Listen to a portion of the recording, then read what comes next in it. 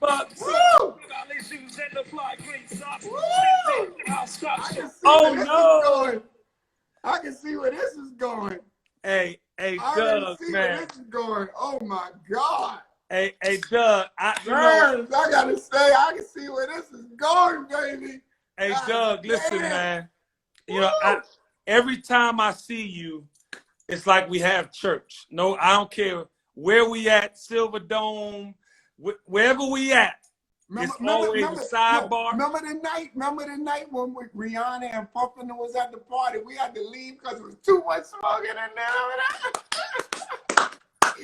there. Doug, before we start, man, this is about you, your legacy, man, and what you mean to culture and to me personally. You know, one of my superheroes, you and Andre Harrell, top of the list. But I want to just give you your props right now and say this, man. I learned something from you, man. I don't even know if you remember saying this to me, but me being a student of the game, paying my dues, giving respect to my OGs, you told me one thing, man, that stuck with me forever, and it was to respect the game.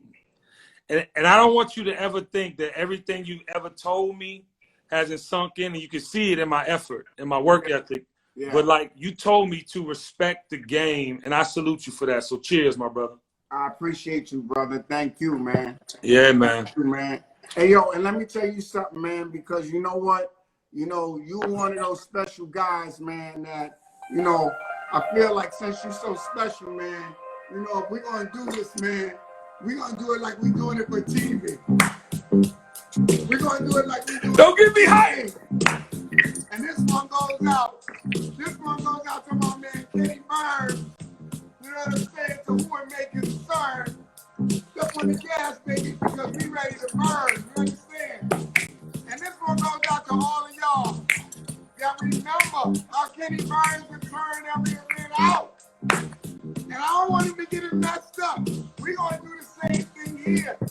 And anybody that comes from Harlem or even D.C., or you got love for Andre Harrell, let me tell you, I wanted this to be special, something more than any other feeling that we go before. Kenny Burns in the house, baby, we're going to turn it on out. Doug Fresh is in the house, and this is what it's all about. Hey, I don't want to go too hard, Kenny. You know. Oh, my God. Give a round of applause in the comments, ladies and gentlemen. The world's greatest entertainer, Doug E. Fresh.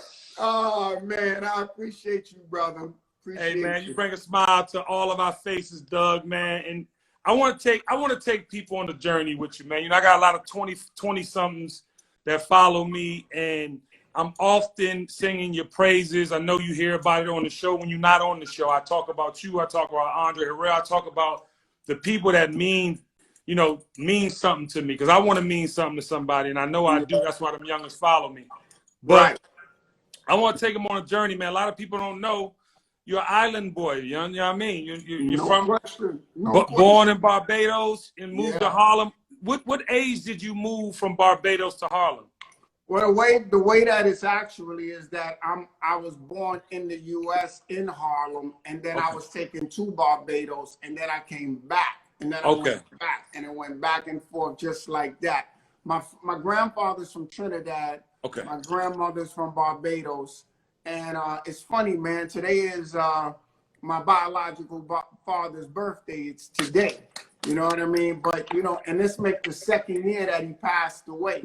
You know what I mean? But it's very interesting because what's crazy is that my story's a little different, because when I was born, my mother didn't really feel like the way they got together wasn't the most appropriate way when you coming from a West Indian family. Right. So my mother kind of hid me in a way. You know what I mean? So she was moving me around, and until probably 3 years, like my pops passed 2 years ago, my biological father 2 years, but 3 years ago is when I found out who my real father was. Wow. Yeah, you know what I mean? Like, I never knew who my biological father was. Now, Wow. the man who helped guide me through my life, you know, his name is Hammurabi Bey, you know what I mean? And he has been the fathering and the guide along the way until, you know, him and my mother separated. But I'm just going into this because we just leaving Father's Day, you know what I mean? Yes. And it's just so interesting today, you know what I mean? That is his birthday, and I'm doing this, but that thing about not knowing who your father was throughout your whole entire life. Wow. It's crazy. I don't know. Do you know who your father is? Yeah, got a yeah. relationship with your father? You know, Kenny Burns is a cold piece of work, the original Kenny Burns. But he gave me a hell of a name. He you know, I had some street credibility a little bit where I'm from. Yeah, That's about it. That's about it.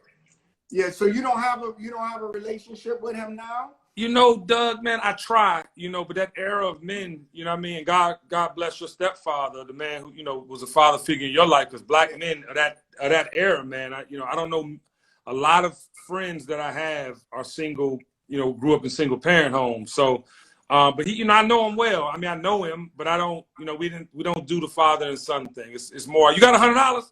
Send me $100. Go and make it 200. Right. Okay, Dad. Right. But I don't hold grudges. And I'm glad you brought that up, because I've been dealing with childhood shit over this COVID. Like, my whole COVID, because I've never been still. I've never sat still for 4 months straight since I was 16 years old, 17 years old. Right. And to think about my childhood, I thought about him a lot. It's ironic you asked that. And this, you know, I don't hold grudges, though. I saw some crazy shit. I wish I would have had somebody steering me in the right direction. Probably would have kept me out of jail. You know what I'm saying? Probably would have had some better opportunities in front of me earlier. But, you know, I don't hold anything against them. And honestly, because of the trauma they went through, civil rights, the flower children, they were experimenting with all types of drugs and shit. I forgave them, or I still forgive them. I don't hold grudges. You know, it's funny, man, you know, because it's like, it's deep to me. And it's funny, like, you know, I always appreciate you because you're an honest dude. You don't pull no punches. And that's the kind of, that's why, number one, man, I'm just happy to be on your set, on your show, because I appreciate your honesty, and I appreciate, you know, you acknowledging me and the others that have come before me or during this process, because, you know, I don't take anything for granted, especially in these days, you know. And so, referring back to your father and my father, the one thing that I understand is that I know that I probably, you know, it was funny because I realized that my mother knew what was going on, but she never told me.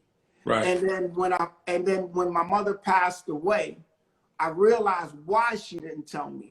Because I don't think that at the time, if she would have told me, I would have handled the information correctly. So I realized something, and I say this to everybody, and this is something that I live by. You know, truth out of season can be destructive. You see? You know, Hold on. Say that again for the people in the back, Pastor Fresh. This is what it is. Truth out of season can be destructive. If you tell truth at the wrong time, you can do damage. So the timing of truth is damn near more important than the truth. You see what I'm saying? So I learned from this situation. I said, damn, if my mother would have told me this. So when I looked at it, I realized I couldn't blame him.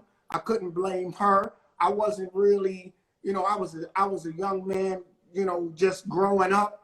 The times of when women and men got together back then, the relationships was under a whole different set of circumstances. If you walked around the neighborhood with a baby from somebody that y'all are not married, marriage was sitting at the top of the list of things. And so my mother, you know, was dealing with all of that pressure, you know, and then looking at your father, you know, and the times that he's coming from. And when we listen to songs like Marvin Gaye, and he's talking about what's going on and all these things. And if you listen to the music, you could tell, I mean, it was dope back then. It was heroin, the number runners, the pimps, the hoes, the prostitutes, the whatever. And so just the mental capacity to handle that. And then I'm looking at, well, what did his father not do for him?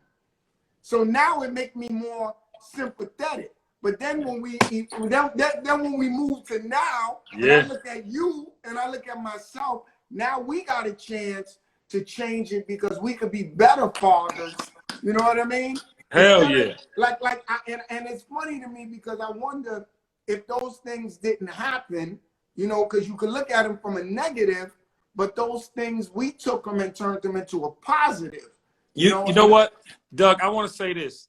You're absolutely right, because we were taught to compartmentalize. You just named the whole gang of shit that was in the way of our growing up. You know, and I want to get into your growing up in Harlem. But, you know, we saw so much tragedy, let alone the dysfunction we're growing up in, not having. And you out of DC, right? Yeah, I'm murder capital of the world, 88 through 92. Woo, baby, DC was on fire. Yeah, and so when you see these things, and this is again me kind of identifying my childhood trauma during this pandemic. I ain't been on a plane in 4 months. When the last time we ain't been on a plane in 4 months? So I'm literally peeling back layers. Like, I'm seeing these young kids getting murdered, and I'm feeling guilty. Like, damn, this is like unjust. Like, I was doing crazy shit, and I didn't nothing. I'm here, and I'm feeling bad. Then I'm like, no, you made it. You were supposed to. You're of what? And I'm literally going through my entire childhood, Dougie, like questioning everything. But to your point, if I would have got the real truth and had to deal with the truth at the time, it might have stunted my growth. If I had to deal with the truth of my situation and who my people really were at that time without being thoughtful, like you said, thinking about what did they go through, knowing my grandparents and the history of my family and the dysfunction, you know what I'm saying? I might not have been this solid. So I salute you for seeing that. And to add on to what you're saying, and we can go into it, but this is a real conversation, is that, see, the part that most people don't understand is when people look at Malcolm, everybody talks about what Malcolm has become, and they celebrate Malcolm because his birthday just passed. Yeah. But even though you celebrating Malcolm, how did Malcolm become Malcolm? Yeah. Like, Malcolm went to prison. Yeah. Malcolm was a number guy. Malcolm was out there doing a lot of different things. Yeah. And then when he went to prison, he found Elijah. And then when he found Elijah, he got into the nation, and the nation transformed him into being who he is. And then after, he went to Mecca. And when he went to Mecca, he changed again, transformed again. So when I'm looking at you, when I'm looking at myself, all we are at the end of the day is the sum of our experiences. You see what I'm saying? That's all you are. That's all you are. Hey, look, the reason why I love Kenny Burns, reason why I love Kenny Burns is because Kenny Burns became Kenny Burns through his journey. Yeah. You see what I'm saying? And and if you took out a piece of that, you wouldn't really be who you are. And then this is the real twist of the whole story. The bugged out part to me is that, so who you are now is not who you didn't think you would go through this, but would you be who you are if you didn't go through everything you went through? Like it's I think sometimes the destiny and the way that the destiny falls is all a part of the puzzle, but we just can't see it. You know what I mean? I really do. I really do, brother. I really do. I'm telling you. Yeah, listen. So mentally, what you dealing with, and some of the things that you dealing with, and some of the things that I'm dealing with, you know, a lot of us, we dealing with these things in our mind, and everybody can say, man, Kenny Burns look good, man. He always got his game on. He talks good. But people don't understand sometimes that some of these things that you've been through, you know what I mean? You are fighting against them because, you know, like, you didn't walk out of there unscarred. Maybe they don't see no scars on you, but inside of you, you know, sometimes you still gotta like think things through. Yeah. You know what I mean? Like 100%. My father. Yeah, 100%. But Doug, and it's so amazing you saying that, because I was thinking about your childhood in your early days before you became Dougie Fresh, when you know what I'm saying, when you were, you know what I'm saying, Douglas Davis, you know what I'm saying, and you're in Harlem. What, and I want to bring this full circle. What was it that enamored you about hip hop that made you want to get in it? Because you had the same surroundings: drugs, pimps, drug dealers, single parent home. You had all these things going on. What drew you to hip hop that you knew that was something you had to be involved in? Well, see, that's the thing that I'm saying, is that I think destiny is the destiny.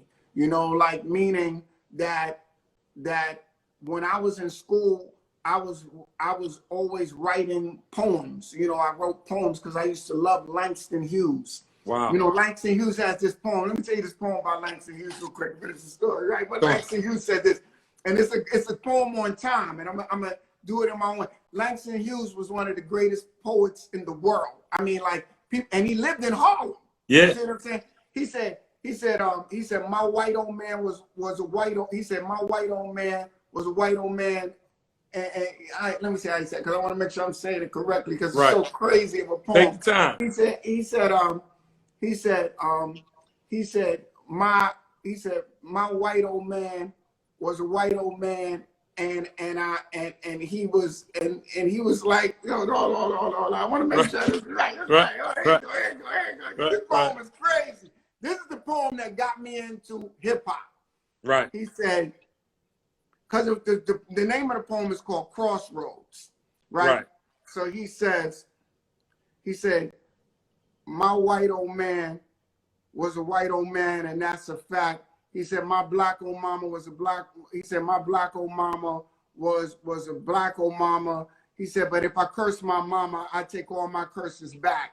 He said, if ever I wish my black old mama something in hell, he said, I'm sorry for that awful wish, and then I wish her well. He said, my father died in a big white house, and my mother died in a shack. I don't know where I'm going to die, being neither white nor black. Now, the reason why it was called Crossroads, right, I'm paraphrasing it, but the reason why it's called Crossroads is because this poem that he said was a white guy, it was a white man who slept with his mother. And when I heard the poem, it hit me so hard, and it made me say, yo, I want to write like that. I want to make sense. I want to make people feel what I got out of that. And then I like the fact that he was able to put the words together and make them rhyme. So when he made them rhyme, it's like the words wasn't just words. It was like the words was rhyming, and it affected me. You know what I'm saying? Woo! So as a kid coming up, I'm studying Langston Hughes, and he's talking about a dream deferred. He's talking about this. So I just started to get into writing poems, and then around my block, they were doing music. Like, they had the big speakers and all of the stuff in the basement and the DJ equipment, and there was a little kid in there, and I would walk by every day. He'd be in there playing with the echo chamber on the microphone, and then one day I said, I'm going in there. I walked down in there. When I walked down in there, he was standing there, and I'm just looking at him, and he took the mic and did like this and handed it to me, and I'm on there, and he's playing the music, and yo, Burns, it's like damn near like I had an out-of-body experience. Right. And from that moment, I knew that this was something that I was supposed to do. I didn't really realize what it was going to turn into, but I knew that it was something I was supposed to do. And I was like maybe 12 years old. Wow. So when did you know, though? You're 12 years old, you're enamored, you see this opportunity, you step in, you're curious, you're more curious, now you're in the mix. What age did Dougie Fresh become, you know what I'm saying, come to fruition? Well, that's a your question game is so heavy, B. It's so heavy, you know, I'm a journalist, Doug. Right. Yeah. So, all right, here it go. I knew from that moment that this is something that I was going to be doing for the rest of my life. I kind of knew it at that moment. I knew that there was nothing else that I would be doing except this, but I didn't know exactly how. You know, I didn't know to what level I was going to be doing it. So what happened is that I would just go and I would be finding people who enjoyed it as much as me. I had a DJ, his name was Kev Ski, and we used to play basketball in the park. And then one day he told me he DJ'd So in Harlem, there's a hill on 135th Street from 125th to 135th Street and Broadway. And the hill is like this. Right. And one day we borrowed equipment from everybody, speakers and all this, and we carrying it up the hill, sweating, and we were just wanting to play this one little part on this record from James Brown called Funky President. The record would come in and go,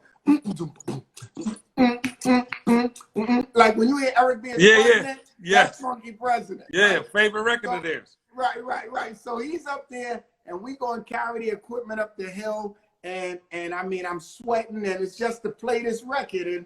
And I knew right then and there that if I was going to go through all of this drama, all this struggle to carry this stuff up there, I'm talking about turntables, speakers, and everything, you know what I'm saying? And his mother wasn't home, so we could make some noise.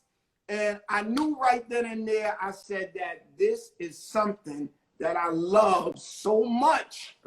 That I will put myself through all of this. And then I will go up this hill with these speakers and all this other shit. I'm carrying the speakers and I'm sweating.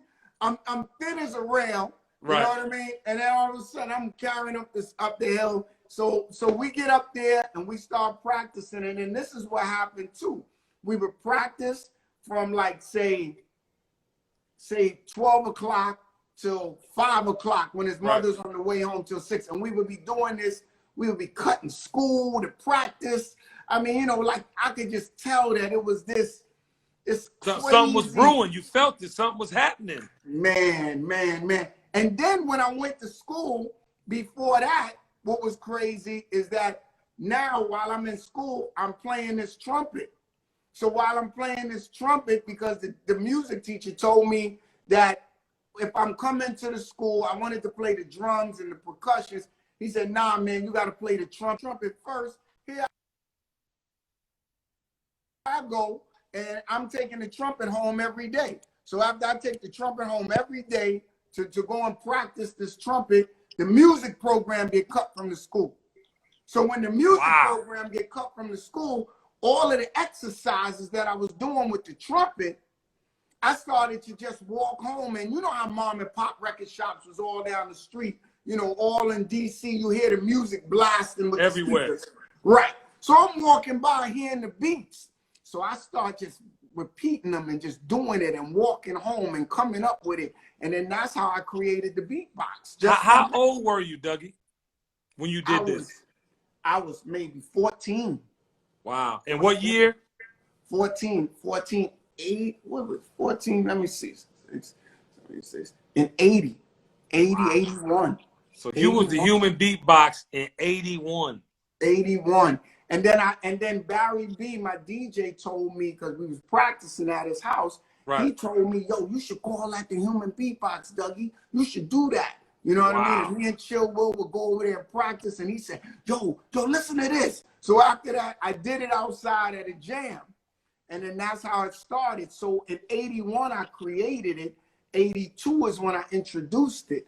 You see what I'm saying? So there's like, there's like flyers that I got on where it says, I got a flyer from 82 saying human beatbox Dougie Fresh. You know what I mean? Great. So you have all this in your possession. This is hip hop history.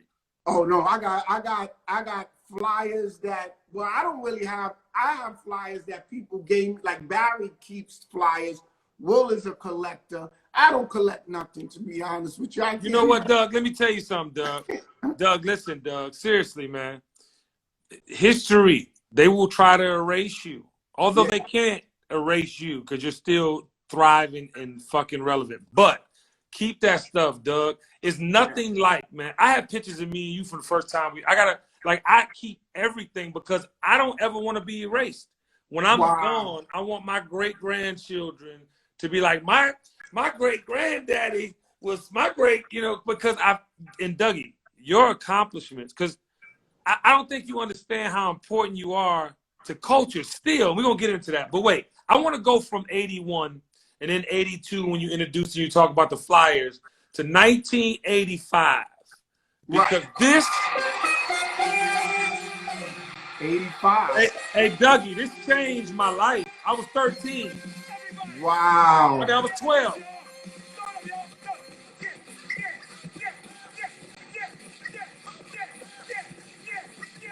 Crazy. Yo, so I'm listening to, I'm trying to find, like, I'm going through the internet and I wanted to find a live show because there's no live show in hip hop like your show. How did it feel to come out with that record in '85 after proving the human beatbox was a thing, and then that's your first delivery? Well, you know, I'm gonna tell you, Kenny, it was a journey before that, man. Because you know, in between everything, you know, this is the thing. The same with you. I know it's like the different little pieces that make us who we are along the way. It leads up to that. The only reason why I made this show, and Lottie Dottie, truth be told, is because I went to all of the different producers who was out, and they kept trying to tell me how to do what I do.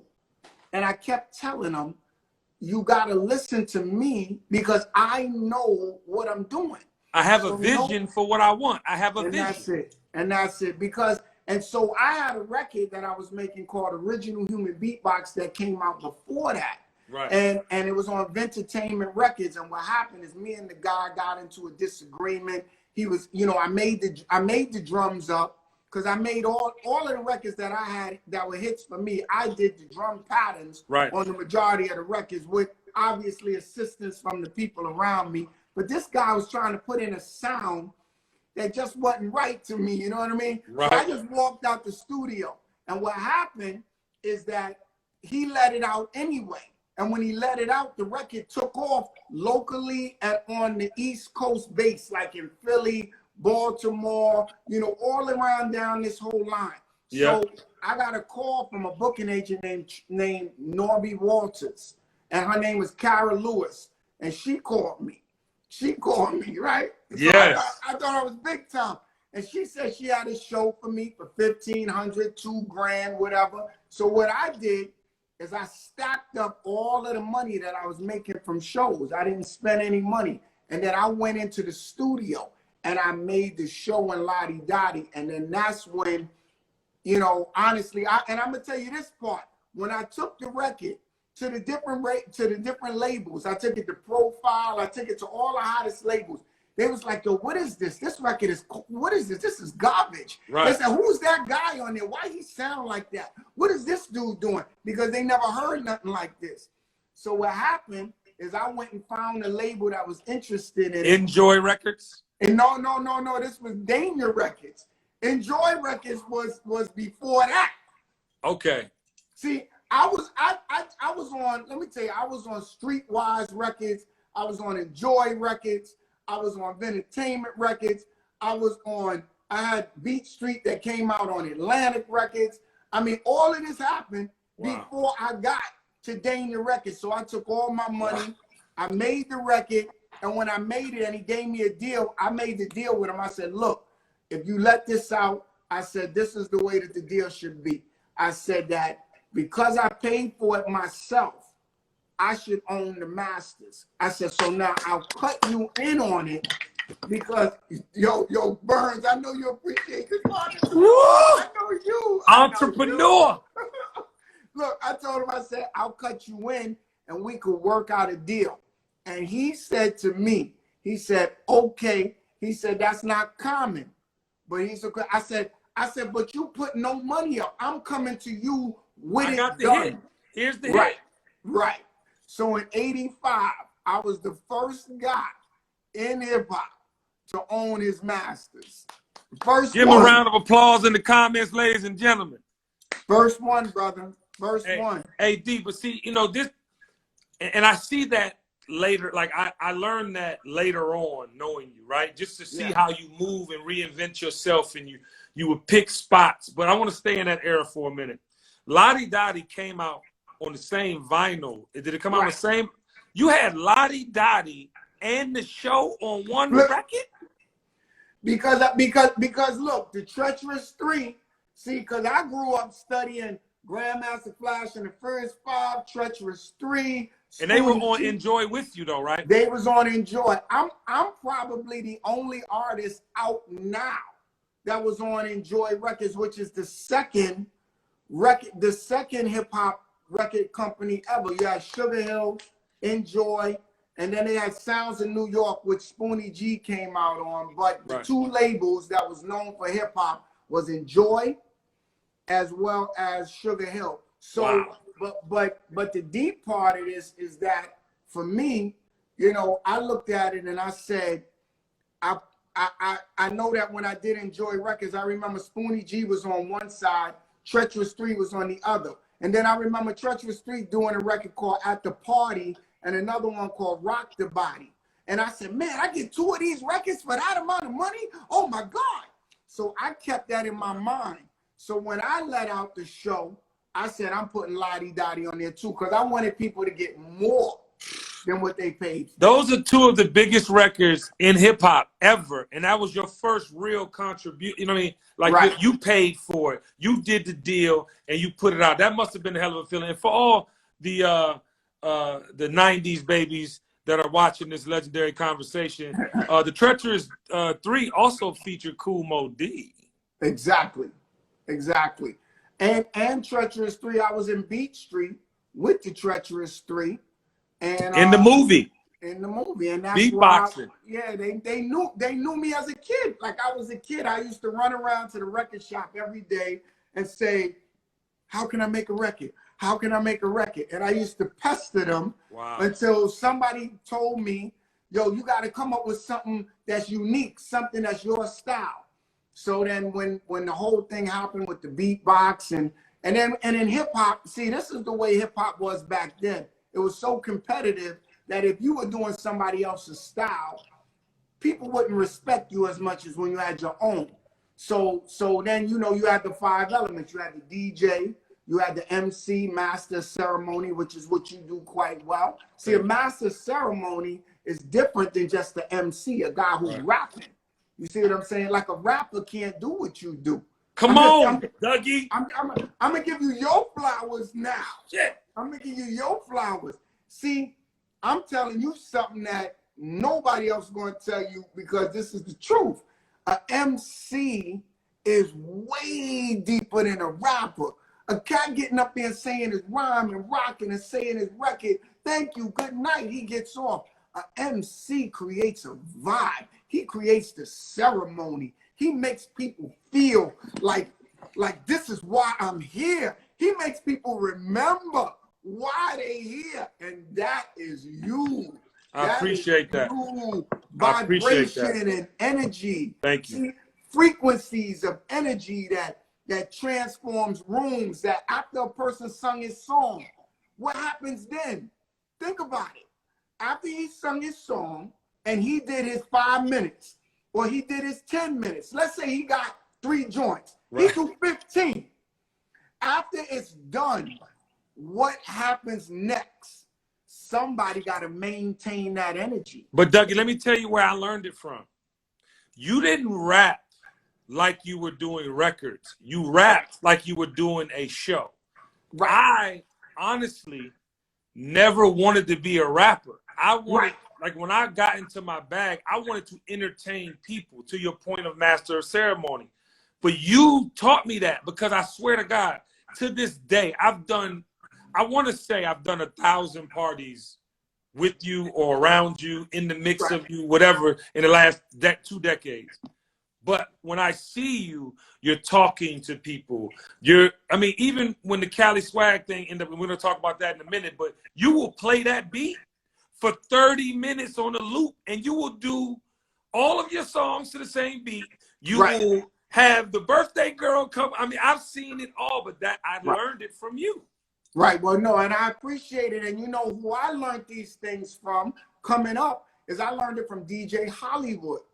I learned this from Lovebug Starsky. Dope. I learned this from the Chief Rocker Busy B. Who pound for pound, if I put him in the ring with anybody to this day, they'll be shocked. Right. Because I'm telling you, see, in the foundation of hip hop, and you have these elements, you got that DJ, you got that MC, which is the master ceremony. Before people was rapping, it was about the MC who would rap a little bit, but he would be able to interact with the crowd. And then also the part of MCing is being able to create crowd participation and interaction.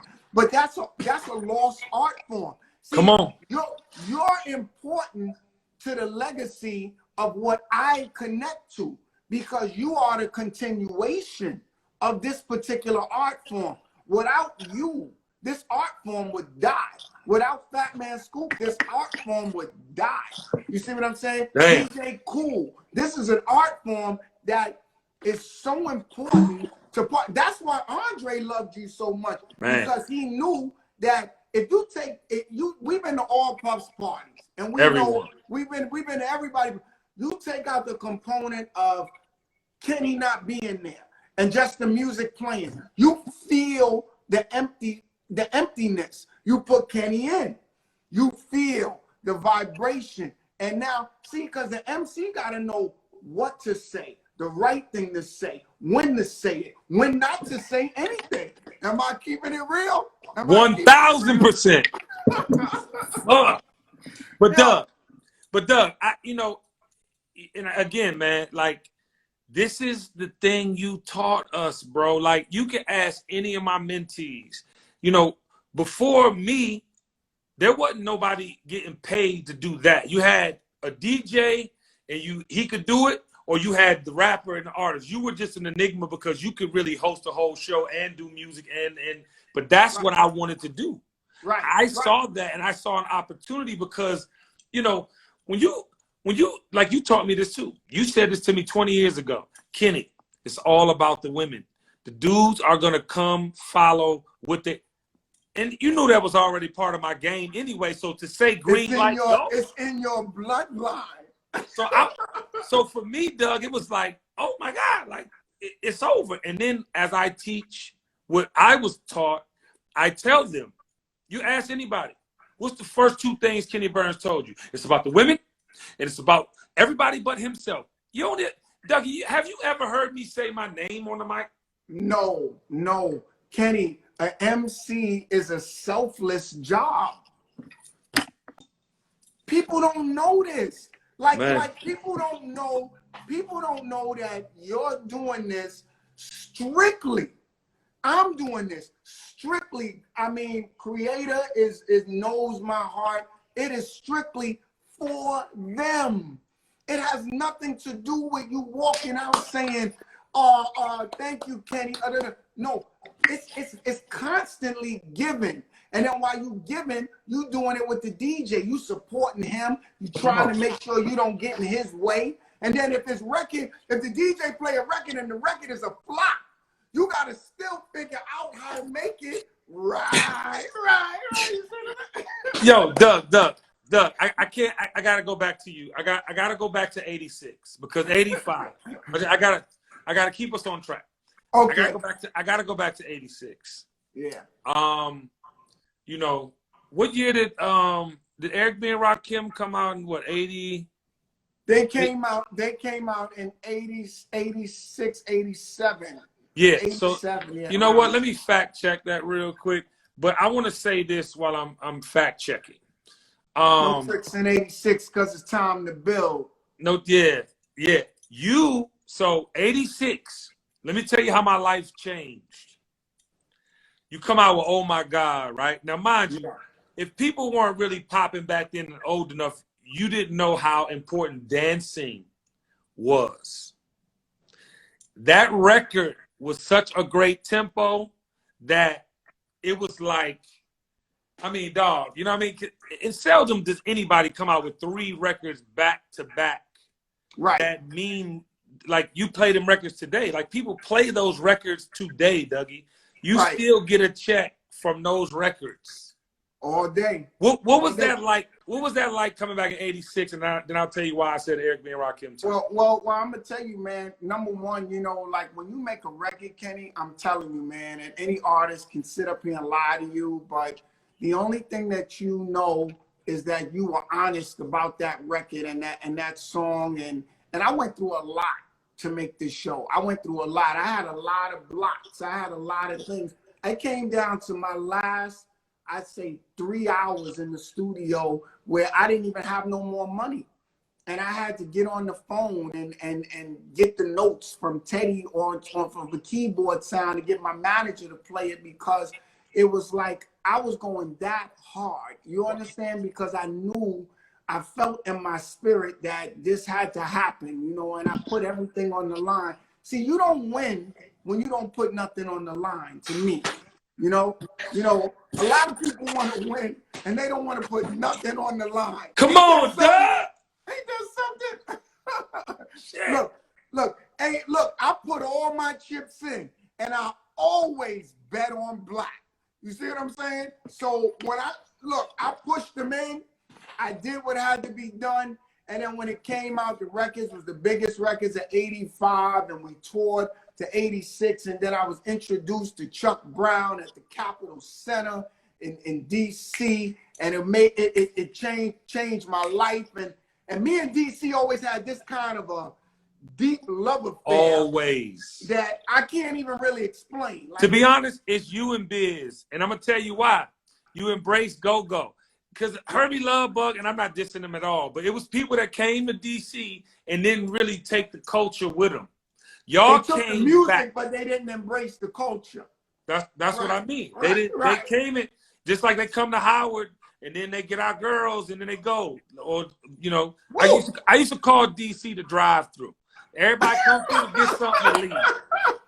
But we loved y'all so, not only because your records was amazing, but y'all fuck with us. Y'all would perform with go-go bands. Y'all would do whatever for the city. With more go-go bands than anybody. Look, me and Chuck Brown. I was there. Man, we hit the lawn. I'm Getting Ready with Rare Essence. I mean, we did Must Be Like That. I mean, must be like that. Must be like that. Hey, come on, you know, look, DC to the bone. I mean, and honestly, I even just did the DC documentary on go-go that just came out. You know what I mean? But I feel this way, man, that to me, when the show came out, when Lottie Dottie came out, and then I had this little bit of a break between me and Rick, you know what I mean? Because we was rolling, but we were young, egos, you know, misunderstandings. You know, and then it was also about illusions. See, because sometimes this is another thing that people should understand. When two people are together, and this is a deep science here, and I know this is going to go, hopefully people will get it, but it's when two people are cool and they not cool no more, usually there's a third person involved that you don't see. When two, I'm gonna say it again, when two people are cool and they're not cool no more, usually it's a third person in there that you do not see. And maybe you will see that person later. Like if me and you, we cool, and all of a sudden somebody is saying something on the outside. If we got a problem, you'll say, yo, Doug, man, yo, I thought this and this. I'll say, oh, Kenny, I'm sorry, yo, I didn't know, blah, blah, blah, because we resolve it. Normally, when we can't even get into that resolution, there's somebody in the back that's either jigging somebody on that you can't see. So I think with me and Rick being as young as we were, not to take away from what our egos, you know what I mean? Not to taking full responsibility ourselves. Yeah. But I know that based on everything that was around us, we broke up. And when we broke up, I was looking at it like, I got to keep going. Yeah. So that's when I came out with Play This Only at Night. I came out with All the Way to Heaven. I did nothing. And I was just like, you know, I wasn't feeling really at the height of my spirit, but I knew I had to keep on rolling, you know what I mean? Yeah. Then right after that, I said, I got to come back again. I did Rising to the Top, you know, and then and just kept on. This game is about, you got to just keep on going, man. And you got to keep on going. You can't take none of this personal, and you got to keep going. And I want to tell, you just said something, man. I want to share this with the viewers on TKBS. Dougie has such a profound effect on culture, and when you're around Dougie, you get to see it. You get the fanfare, the appreciation, and he has all the records, he has all the ability and skill, but people really like him, y'all. And like for me, I you know, one person that I said that if you know, and I put it in my post today. I don't know if you read it, but I'm strategical. I'm sorry, I'm strategic, and I'm methodical, and I'm premeditated with my intentions. I come to the table ready with everything I want to do. Right. And when I knew I wanted to meet you, I made sure I met you. But I didn't come asking for nothing. I wanted you to see me, and you saw me immediately. Then I worked. I like them glasses. I like them glasses you had. I remember that. So after I got your attention, I wanted to do the work so that I could earn the respect, right? And I promise you, y'all, like a lot of times you're gonna see your superheroes, your idols, and you're gonna have to really like learn from afar, because sometimes it's just not meant to be all the way in. But when you are blessed too, you got to do the work to show them that seeing you was actually vision and not happenstance. You know what I'm talking about? So I think with you and me, like, and I want to say this, there was I have been studying Dougie, especially in the last 10 years, because what Dougie has been able to do is not just reinvent himself, but put himself with the right partnerships that he is certain guarantees every year. And when you're entrepreneurs like us, you got to have your Coca-Colas, your McDonald's, your key partners. You know what I'm saying? And I learned that from you. And I want to say this. I got an opportunity last year to do the main stage. A client that I had been working. Big shout out to Coca-Cola. Love Coca-Cola. Kenny Burns, baby. Yeah, so Coca-Cola, y'all, had a main stage moment. Now, mind you, Dougie Fresh is Mr. Essence, but I've been working, y'all. Like I was in the clubs. I would come to his shit. You all over. I was coming to Dougie shit until I got the opportunity, and I'll never forget this. And this is why I think you're not only one of the realest motherfuckers, but the most genuine. I had a set with D Nice, my partner D Nice. We do the Nice and Burn show, and we're on stage, and all weekend long we had did this particular thing for Coke, and Dougie was on. I think it was a Teddy Riley joint, and Dougie, unbeknownst to him, had did a record that we had to follow with. We was doing the same record. Now, mind you, when you're in our business, records get played all the time. Dougie has been in markets. I have been in markets where the people in the market want to show us how it goes. They want to show us how it's going down today, and they will play all the hit records. They will play fucking Dougie's records. They will do everything. So in my mind, though, because Dougie knows me, y'all. He knows how I really feel about this industry. And part of the reason he told me back in the day to respect the game is so I could get what I came for from it. And I saw Dougie on the show. Now, mind you, I'm backstage. D-Nice and I go on next. And he did Swag Surf. And in my brain, I'm listening to the people around. They're like, nah, he knew that was our set. I'm like, he did not know it was our set. He would not have done that to me. And the whole time, people are telling me, and I never forget that. I get off stage, we remixed it, added 2 new songs, whatever. But I saw Doug, I ran to Doug. I was like, Doug, I was like, you didn't know that, did you? He's like, what? And I'm like, that we was doing the thing. He said, Kenny, do you think I would have played a record or done a record knowing you had da-da-da-da-da? And I was like, never. But listen though, for me, you gotta understand. You know me. You know I don't really. I know you know. I will leave $1 million a year because I'm uncomfortable. Right. So, I seen you do it. And not only did you tell me that you hugged me, I'm like, you're my little brother. I was good. My wife was standing there, and I'm like, you know what? This is why I can put him on the Andre Harrell pedestal, because it doesn't just.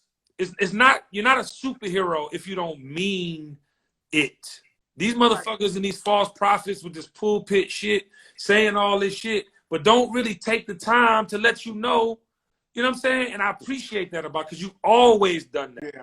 And that's the only, and to be honest, Doug, that's the only time in the 20-something years that I've been close to you and admiring you and patterning my blueprint after yours that ever happened. And it was 100. Well, brother, I'm going to tell you, man, yo, Kenny, honestly, and this is real, and I appreciate you saying that to me, because see, sometimes we do things and we don't even know. You know what I mean? And then when somebody tells me something, even though I didn't know, I still apologize. You know why? Because I don't have to have a friend to be a friend. You see what I'm saying? And I consider you my friend. No, yeah. So you telling me what you tell me is important, because like I don't have superficial relationships in this game, and Right. I don't have superficial relationships in my life. And the audiences that I perform in front of, that's not a superficial performance. People say, "Yo, Doug, why do you have this effect?" Or "What is this and what is this?"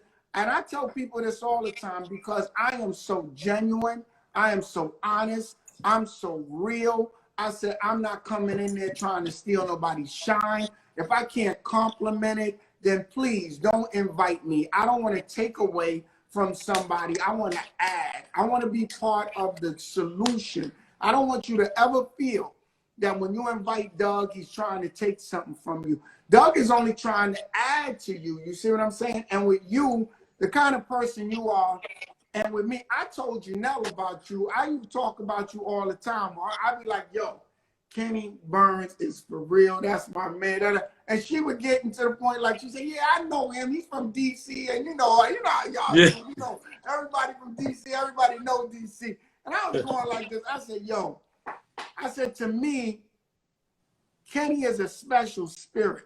And the reason why I consider you a special spirit is because you're a genuine guy. You're a family guy. I watch how you don't just talk the talk. You walk the walk, brother. Thank you, man. You understand? And see, a lot of people, this is how I look at life, Kenny. It's not the big things that people say. It's the little things that people do. Not the big things that people say. It's the little things that people do.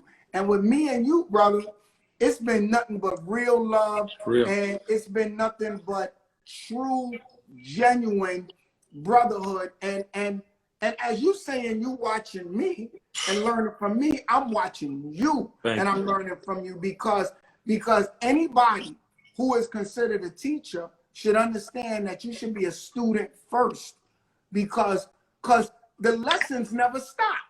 Yo, hey, Kenny, the Cali Swag kids made the record, Teach Me How to Dougie, right? Now look at this. Look at this evolution right here just to show you. Just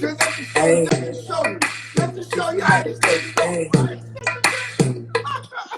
Yo, this is how deep it is. Damon Dash called me up and said, Doug, I'm redoing the Alpo and Rich Porter story. Can you do this movie with me? And I said, really, man? And Dame is from Harlem. So when he hit me, he said, yo, it ain't a lot of paper, but can you do me this favor? Right. I said, yo, I say, yo, Dame, I could do it for you. Long story short, I call up LA Sunshine, who is from the Treacherous 3. Right. I said, LA, I got this thing you want me to do. You want me to perform at the rooftop because I used to burn the rooftop down. So he told me, yo, I want you to perform at the rooftop. He said, yeah, one of the nights like when Alpo was there, Rich. So I said, okay. I get on a plane and I go and do it. He said, Doug, I appreciate you doing me this favor. I said, Dame, you know we good, bro. So I shoot it. The movie comes out paid in full. I didn't make a lot of money off of it, but it becomes a street classic. Right? Cameron is in the movie going like this, having sex with the girl, right? There's a little kid out of Dallas named Will, Little Will. And he made a song called My Dougie. And when he said My Dougie, then he calls me and he says, Doug, yo, I know I don't know you, but I want you to be in this video. We created this dance off of you and it's called My Dougie, right? And I said, wow. So I take my sons, fly down to Dallas. This is all true story. I can't even make nothing up like this. Yeah. I want to show you how things work. I fly down to Dallas. I go in there, I jump in the video. He's happy, his mother's happy. She be like, I've been loving your concerts. You've been coming here since 85. Oh my God. Then after I say, no problem, video comes out. Kids from Cali go to Dallas. They see the video, they learn to dance. Then they go back to LA and then they come up with the song, Teach Me How to Dougie. Now, my boy Keenan, you know Keenan, right? Yeah. Keenan, right. Keenan calls me up. Keenan Towns. Right. He called me, you know, that's my man. That's DC again. My father used to date his mother. Wow. Wow. Finish the story. I got another. I'm about to fuck you up. Finish the story, though. So the call comes in, and Keenan say, yo, Doug, these kids, Cali Swag is coming into Harlem. They coming up to the Rucker. You home? I said, yeah, I just flew in. I was getting ready. I got a show tomorrow. He said, yo, you think you could come by and say hello to let these kids say hello? Because they got a song about you and your dance. I said, really? He said, yo, I think it's going to pop. I said, all right, no matter what, let them come by. I invite them to the studio. Right. They come in there. They start dancing and whatnot, right? So I take them and I do this whole Harlem thing on it. And I'm showing them how you go like this. And they said, oh, I said, put some of that in there too. So they go up to the Rucker, smash the Rucker out, right? Then they get a call from BET and say, yo, we want you to perform in the opening on one of the stages of the new artist coming out. So they call me up. Yo, Doug, yo, man, you such a cool dude, man. Yo, could you come and do this with me, man? You think we can? And I said, you know what? I like them kids, man. I jump on the plane, get on there, and we start dancing together, having fun. Wow. From all of it. Now, look at this. From Dame Dash calling me, to Paid in Full coming out, to Little Will, to these kids going and seeing it, and then after that, Keenan calling me, coming to the Rucker, you got Michelle Obama doing the Dougie. And she's up there, and then she's doing the Dougie, and then she say, when I meet her, she say, I just want to know one thing. Am I doing the Dougie right? You know what I'm saying? Hey. Hey, look. Hey. You can't make this up. You can't make it up. So that's why I'm telling you, sometimes instead of you thinking about it, don't stress about it, just let it go, and it will take care of itself, bro. I'm gonna tell you this. This is a fun fact you might not have known. So all of this happened because of the Paid in Full movie, right?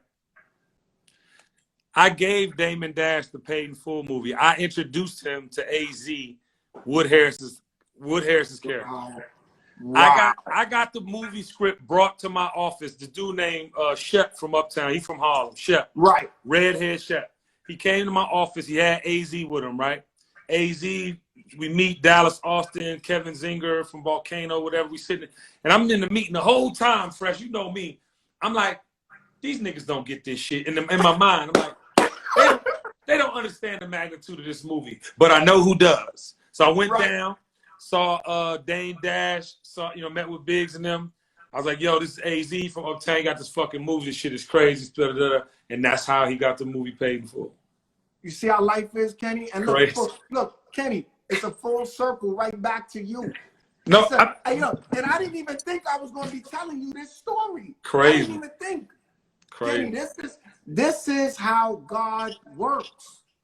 And that's why no money, no audience, no individual can ever remove me from doing what I know I'm supposed to do. I am the servant of the Creator. I do the work. I don't get it. I don't care about it. I appreciate it, but I don't do it for acknowledgement. I do it because I work for one person. And I'm telling you the truth, one, the Creator, nobody else. There is no other boss I have ever had in my entire career.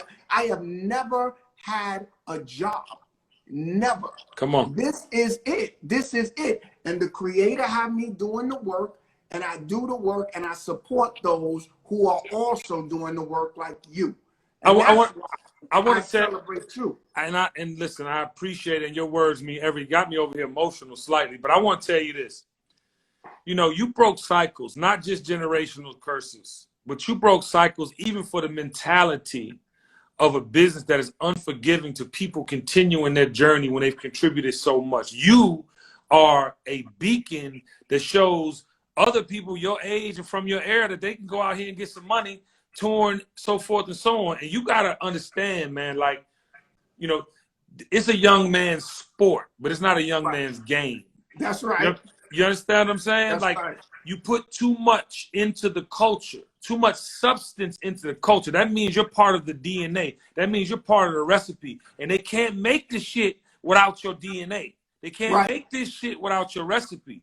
So I want you to own that, because I feel like, man, a lot of times, when I look at Frankie Beverly and Maze, you understand me? I That's look my at Frankie brother. Beverly and I'm like, he's 70 something. He can't even sing no more. They just sing to him. And they still love him, and they still rock He him do with him. 200 plus dates a year, but I want to say this: you have not only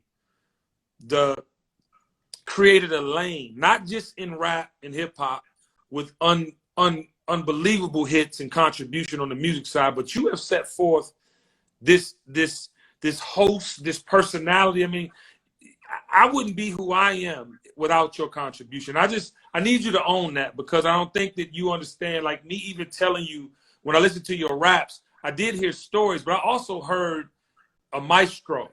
I heard a master of ceremonies that could put things in perspective and paint pictures with words that had nothing to do with hip hop or rapping.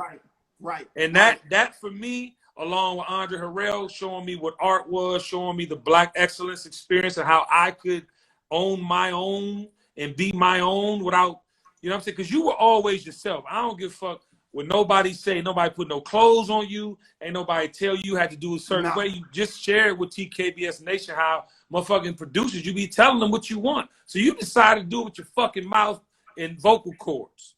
Right. And I'm gonna tell you this too, Kenny. Yo, I appreciate that, brother. But I'm gonna tell you, all we are is an extension of each other, and I'm gonna tell you why I feel that way, because there wouldn't be no me if it wasn't no DJ Hollywood.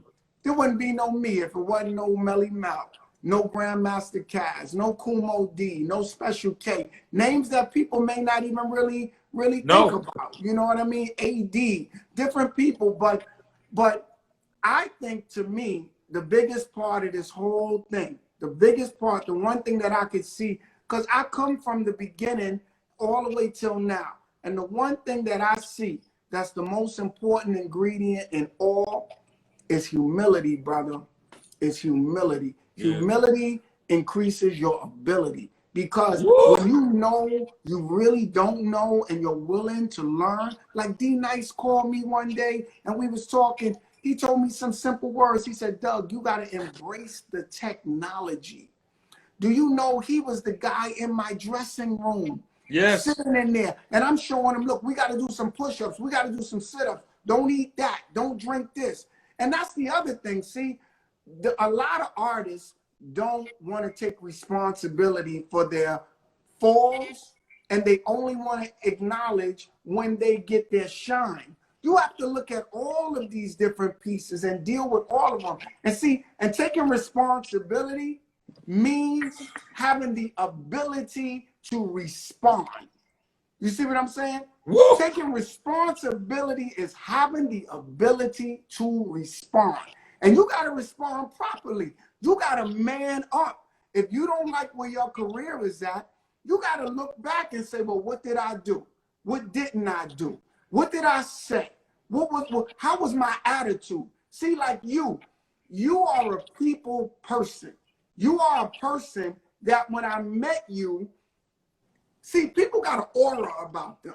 Everybody has an aura. Like sometimes you see people and you be like, I don't even want to talk to him. I can see he ain't the right guy to talk to. You know energy all fucked up. You know what I'm saying? You be like, look, and ain't that crazy? Look, you ain't even got to know him. You be like, nah, I don't even think I want to meet him.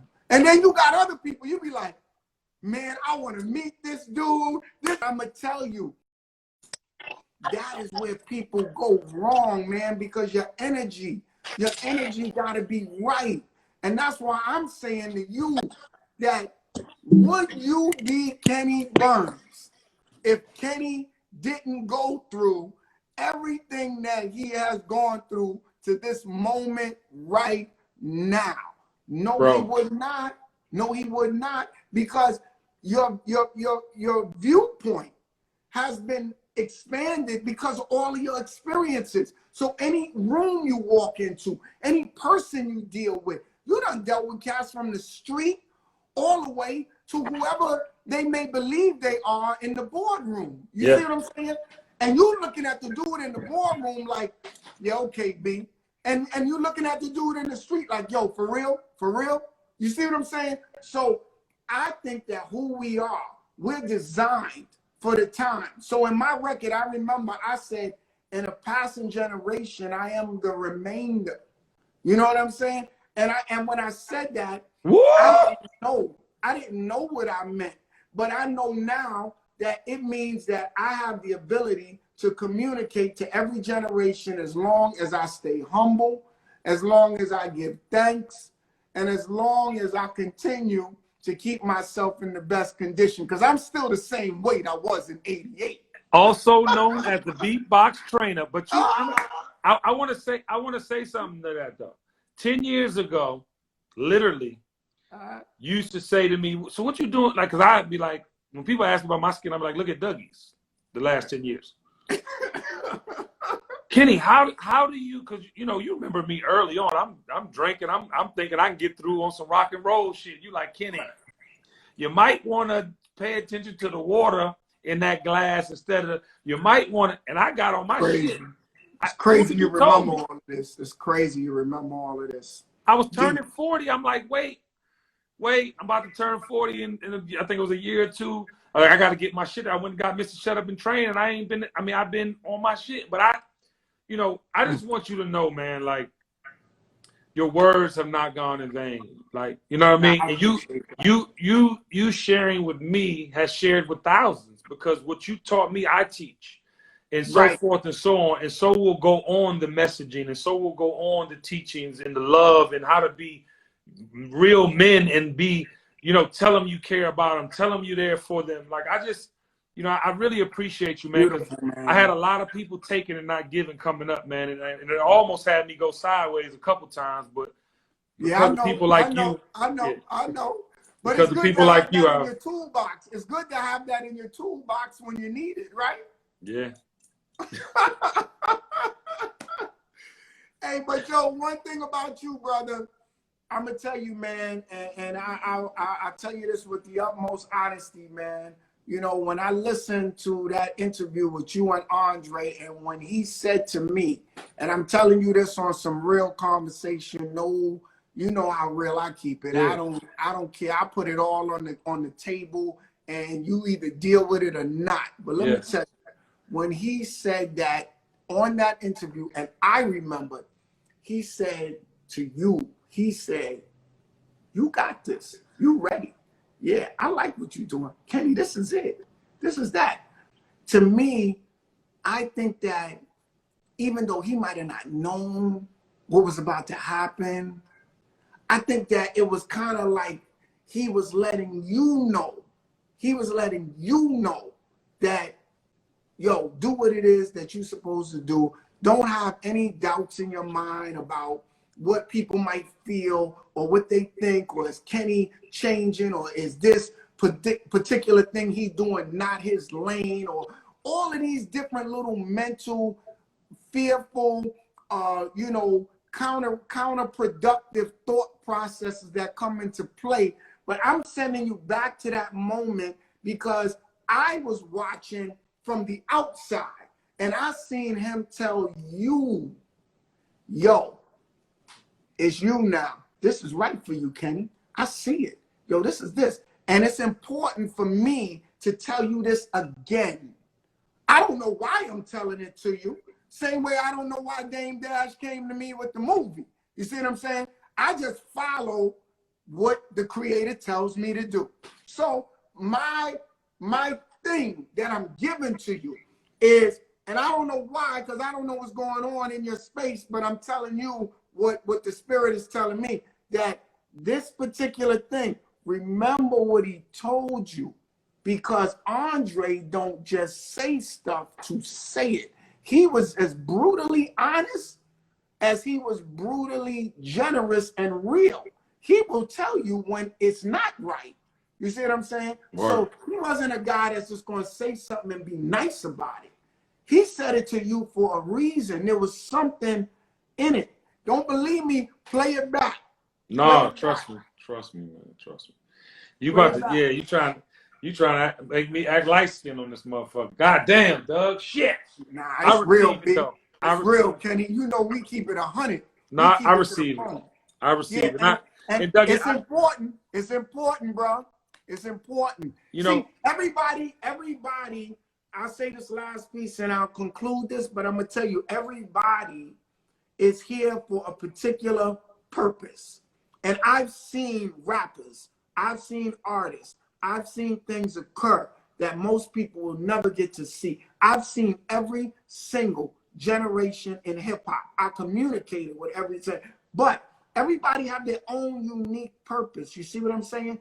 You have a unique purpose. You see what I'm saying? And that purpose has to be served. And even if you go off of it, it's going to push you back until you see it for yourself. So no matter how much I say it, it don't mean nothing until you see it for yourself. But as I say it, hopefully it reinforces what was already said and what you already really know. Like I knew when I walked in that basement and I seen that mic and that kid, right?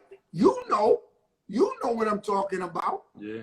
You understand? Yeah. So don't act like you don't know, and don't let nobody else make you believe you don't know. See, because that's the part that I didn't say. A lot of people told me I was crazy when I went and got on that mic, because hip hop wasn't popular. Nobody was getting rich. There was no way to determine it was going to be a multi-billion-dollar business. There was no guarantees, none of that. So when I said, no, this is it, it became it because I made it. So that's where we at with this, brother. Yeah, I'm gonna tell you why you're anointed. I've been making some real decisions on. I'm about ownership. As long as you know me, I've been putting my money up for my beliefs, and moving on my beliefs.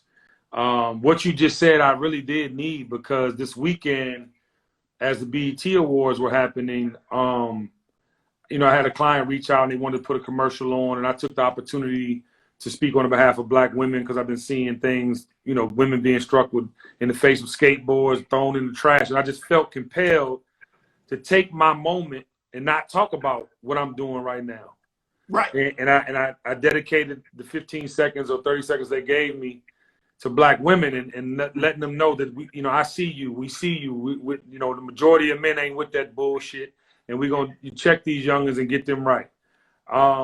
And because of that, I felt, after watching the show and I'm seeing things, and I'm, it's all that kind of like emotional, like, yeah, I worked hard this quarantine to frame culture and have conversations that nobody's having, but ain't nobody called me to be a part. Like, and I'm not mad, but I was in my head all day yesterday. And ironically, you felt compelled to share that with me. But I want to share this back. Thank you, Dougie. You are a national treasure. I always honor and treat you like that. And I want you to know, man, like, to keep going, man, because the proof is in the pudding, baby. You know what I'm talking about? You always show up smelling good, smile that changes the atmosphere. You're about your show. You're about the people. And, I've learned so much from you, and I will continue to learn, I'm sure, man. And thank you for coming on the Kenny Burns Show.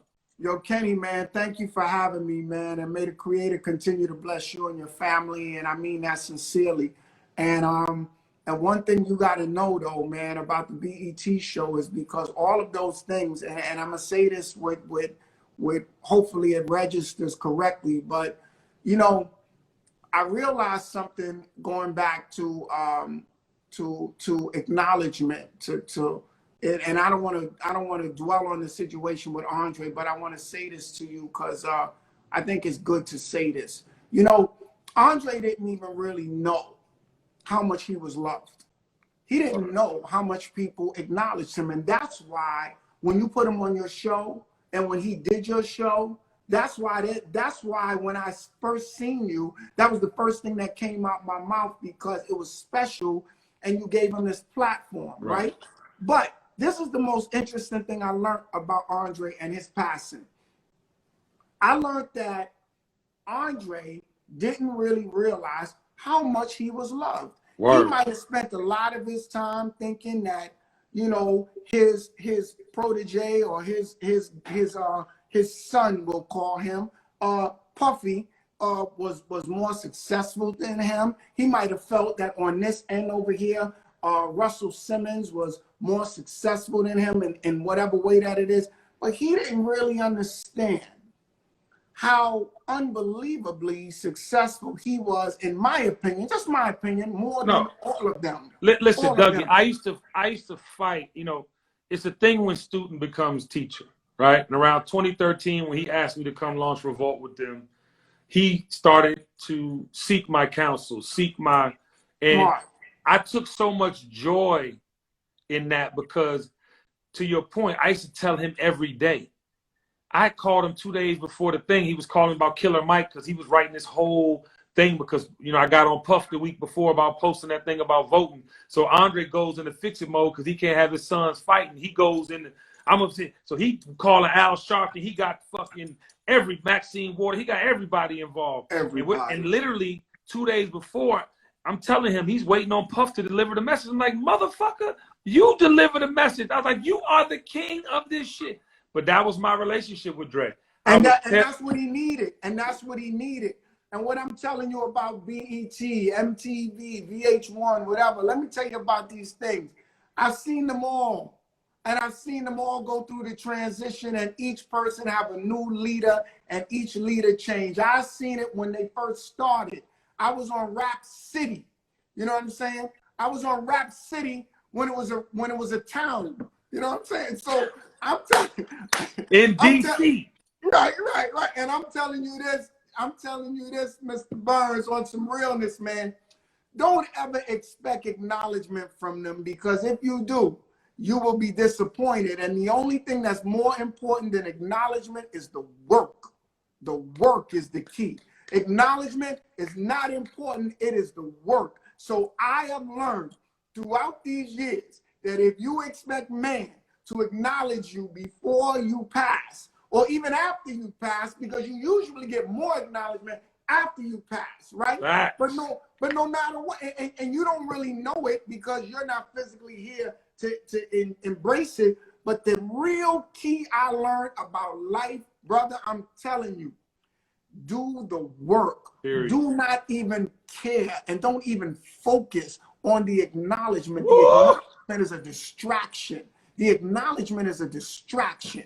It's a distraction, and it carries no value. The only thing that carries value is seeing Kenny Burns turn it up. And that's all I'm concerned with. I'm telling you the truth. I'm telling you the truth. I love you, Dougie. Thank you, man. Teach me how to love, brother. I'll see you soon. I'll call you. Love to the family. And we got that record to do. Teach me how to do. You know what? We're all the pretty girls. We're all the pretty girls. All I need is a big and super. I love you, big bro. I Thank you. got one for you. All right, bro. All right, thanks. Put your arms out front, lean side to side. Hey, yo. They gonna be on you when they see you. That man right there, boy, that was a whole testimony, preacher, sermon, God light through his body message to all of us. All of us. If you haven't received that, if you have a friend that needs to receive that, please send them to watch Mr. Dougie Fresh, the world's greatest entertainer. Give us that game, because, you know, Corona had you over here in your own brain. I'm telling you, Corona will have you in your brain and not getting what you came for. Corona will have you fucked up out here in these streets. But Reverend Fresh got us right. You better call somebody, tell somebody that you got some good game today on the Kenny Burns Show. I love that man. Please follow him if you don't. All my youngers, you need to know every record he's ever put out, because 9 times out of 10 it was sampled, intros, so forth and so on. And obviously I got all my game from him as it adheres to a performer or being a performer. I love y'all. Tomorrow, we got a great week of shows, man. I got a great week of shows for y'all. It's going to be amazing. You know we're going to share. I love y'all. Peace.